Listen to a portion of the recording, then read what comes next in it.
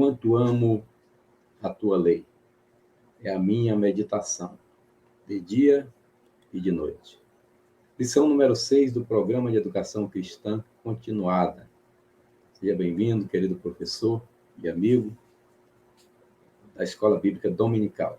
Lição número 6 vai falar de Juízes 11 e 12. Vai falar de Jefté, de Ibzan, de Elon e de Abidom. Vamos lá. Se você não se inscreveu ainda no canal do Pastor João Neres, eu tenho no canal do YouTube todo o livro de Juízes gravado. Tá? Estou fazendo uma live diariamente. O tema é Lendo e Explicando a Bíblia Sagrada, e lá já tem o livro de Juízes, tem os capítulos 11 e 12. Você pode estar vendo aí o capítulo inteiro, se desejar, aqui no canal do YouTube, tá bom? Essa é a minha família abençoada, que Deus me deu. Já estamos com 2.520 inscritos, querendo chegar aos 3.000, nos ajude aí, em nome de Jesus.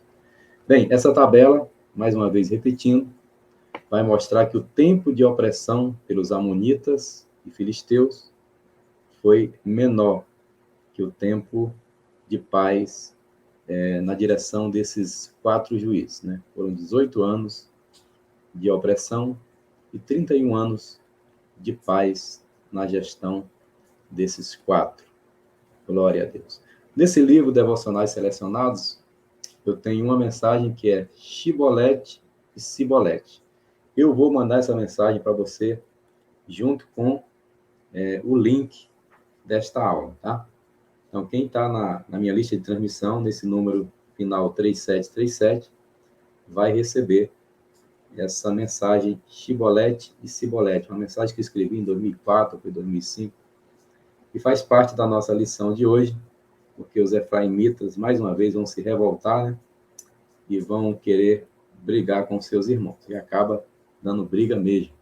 Sibolete ou Shibolete é uma das mensagens do Devocionais Selecionados do Pastor João Neres. Perguntas, dúvidas, pode mandar para esse e-mail ou para esse número de WhatsApp, que aí está. Vamos lá. Revista Juízes e Ruth, Juízes 11 e 12. O textuário diz: Não sou eu, portanto, quem pecou contra ti, porém, tu fazes mal em pelejar contra mim. O Senhor, que é juiz, julgue hoje entre os filhos de Israel e os filhos de Amon. Muito sábio Jefté em sua oração. Dependemos de Deus, pois Ele é o nosso socorro. O texto é Juízes 11, de 29 a 40, preferência na versão revista e atualizada. Um juiz improvável. Bem, quero ser cada vez mais rápido, tá? E essa parte aqui eu acredito que seja a mais importante dessa lição número 6. Um juiz improvável. Quando o comentarista, quando o escritor da Bíblia, melhor dizendo, começa o capítulo 11, ele começa dizendo que Jefté, olha como ele começa o capítulo 11. Ele diz assim: E então Jefté, Gileadita, Jefté é o nome do juiz, Gileadita, ok? Valente e valoroso, porém filho de uma prostituta. Mas Gileade gerara a Jefté. Bem, o homem, o ser humano, ele tem mania de depreciar o outro, a qualidade do outro. E vou dar alguns exemplos aqui bíblicos.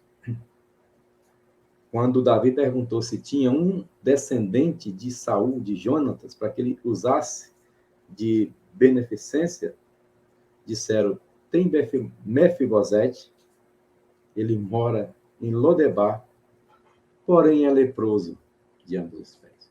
Davi não perguntou se ele era leproso, Davi perguntou se tinha alguém.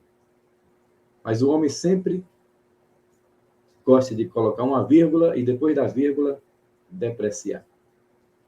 Outro exemplo é o do general Naamã. Diz que o general Naamã era valente e valoroso, porém leproso. Aí chega aqui em Jefté e diz que ele era um homem valente, porém filho de uma prostituta. Olha que coisa nós aprendemos aqui. Na lição passada, nós vimos que Abimeleque, filho de uma concubina, acaba matando todos os irmãos, só Jotão escapa, para poder reinar. Ele eliminou todos os concorrentes na guerra política e ganhou a eleição comprando filhos de Belial. Pois bem, ele era um filho bastardo, não era legítimo. Agora, nós temos aqui um filho bastardo que vai ser usado por Deus e que vai assumir a liderança de forma legítima. Então, o problema não está na origem, o problema não está no nosso pecado, o problema está na nossa humildade, na nossa disposição em servir ao Senhor. Jefté vai fazer a diferença. Ele é realmente um improvável, mas Deus usa os improváveis. Ele é convocado no 11, versículo 6, que diz assim: e disseram a Jefté, vem e ser-nos por cabeça para que combatamos os filhos de Amon. Então ele foi convocado. No 11:12, ele tenta negociar. Então isso já mostra, eu acho isso incrível, já mostra que ele tem capacidade de liderança, já mostra que ele é alguém apto a governar. Antes de guerrear, ele tenta a diplomacia, no versículo 12. E ele exige que seja empossado como rei, declaração de posse. Eu vou, vocês me possem como, não como rei, como juiz, né? Aqui não tinha rei ainda, Abimeleque foi um ponto fora da curva, um rei que não foi considerado rei e nem considerado juiz. Ele é realmente diferente, um espinheiro. Foi uma tragédia o tempo de Abimeleque. Mas Jefté não. Ele é alguém escolhido pelo Senhor. Ele é um homem de Deus. E ele faz uma exigência justa. Ele pede que seja declarado como o líder para que ele possa ir para a peleja. Bem, todo homem de Deus tem as suas bobagens. Ele faz um voto imprudente. Que quando ele pensou naquilo que viesse, seria um animal para sacrificar. Mas um voto sem pensar. E esse voto vai custar caro, porque ele vai encontrar no caminho a sua própria filha, né? 11:32 fala do clamor atendido. O que é que diz aqui o 11:32? Vamos lá, rapidamente. Capítulo 11, versículo 32. Assim Jefté passou aos filhos de Amon a combater contra eles, e o Senhor deu na sua mão. Ou seja, a sua oração foi atendida. Mas no 11:34, vindo Jefté para Mispá, sua casa, eis que sua filha lhe saiu ao encontro com adufes e com danças, e era a única filha. Não tinha outro filho nem filha. E agora Jefté se precipitou, né? Se precipitou. E aí nós vamos entrar, antes de mudar aqui para o último tópico, a pergunta é: Jefté sacrificou em holocausto a sua filha? Sim ou não? O comentarista foi muito sábio, ele colocou as duas versões. E quando eu estou dando aula no seminário, que os alunos perguntam uma coisa que não tem resposta na Bíblia, eu digo, anota aí, www.deuteronômio29.com.br Deuteronômio29.com.br Porque não tem resposta, porém, eu deixo aqui a minha opinião. Digo eu, não o Senhor. Não acredito que tenha oferecido em holocausto. Acredito, de fato, que ele tenha deixado ela consagrada, sem casar, né? Uma espécie de celibato, servindo ao Senhor. E as suas amigas choraram a sua virgindade todos os anos. Agora, por que eu penso assim? Penso assim porque as atitudes de Jefté são atitudes de quem conhece a palavra. E alguém que conhece a palavra não iria fazer algo tão absurdo, sacrificando ao Senhor a sua filha. Como tem a influência dos povos vizinhos, né?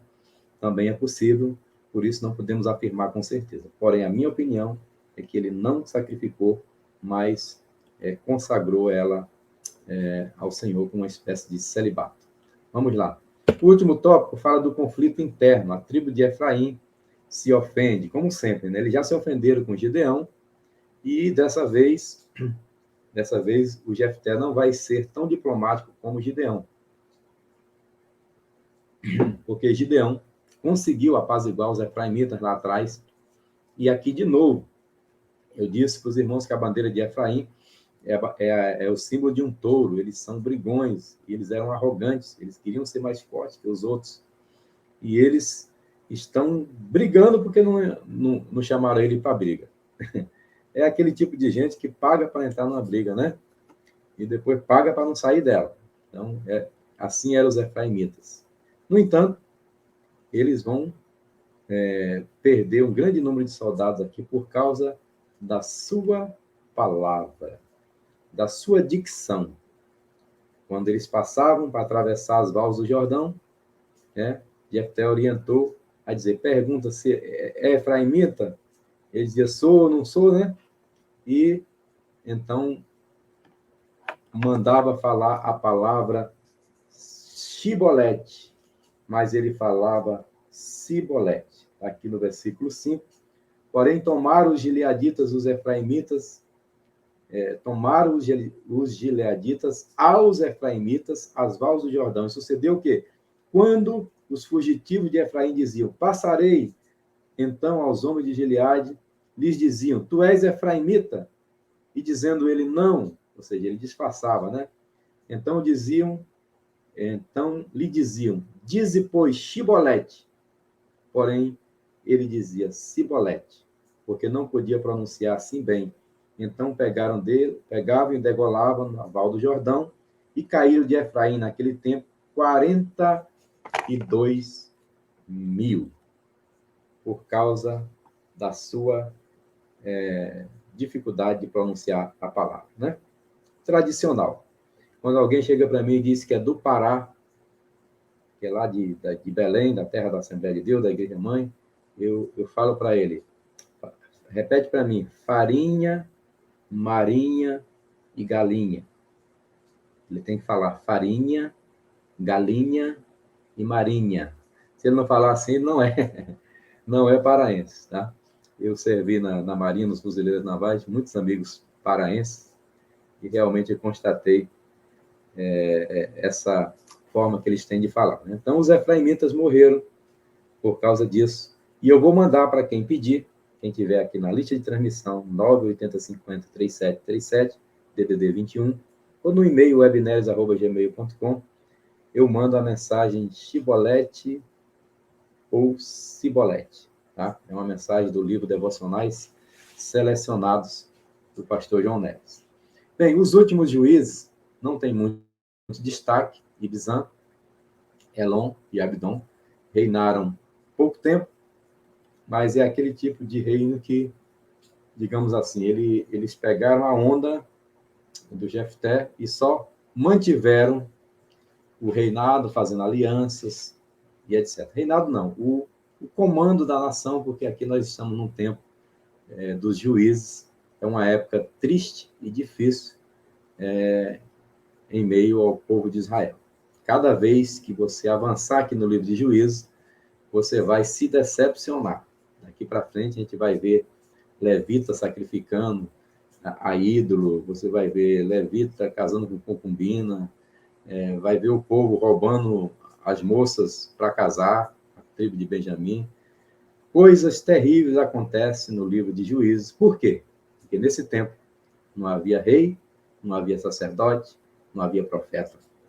Então, os juízes são um escape de Deus para, de tempo em tempo, não destruir o povo de tanta coisa ruim que o povo fazia. Deus não depende das nossas qualidades, nem se limita aos nossos defeitos. Ok?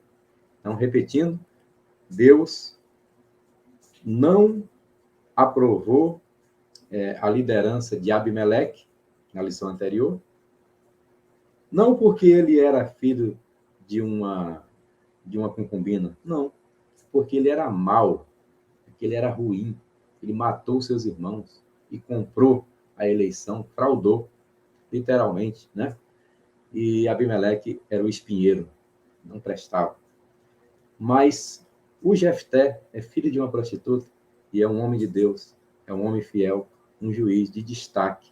Então, Deus não se limita também aos nossos defeitos. Louvado seja Deus. Deus abençoe, meus amados. Qualquer pergunta, dúvida, pode mandar para esse e-mail, webneres@gmail.com, ou para esse número final 3737. Pai seja convosco, boa aula, bom domingo. Esse domingo, acredito que a maioria das igrejas seja um domingo de ceia do Senhor, um bom culto de celebração, de ceia do Senhor. Deus abençoe a todos, em nome de Jesus.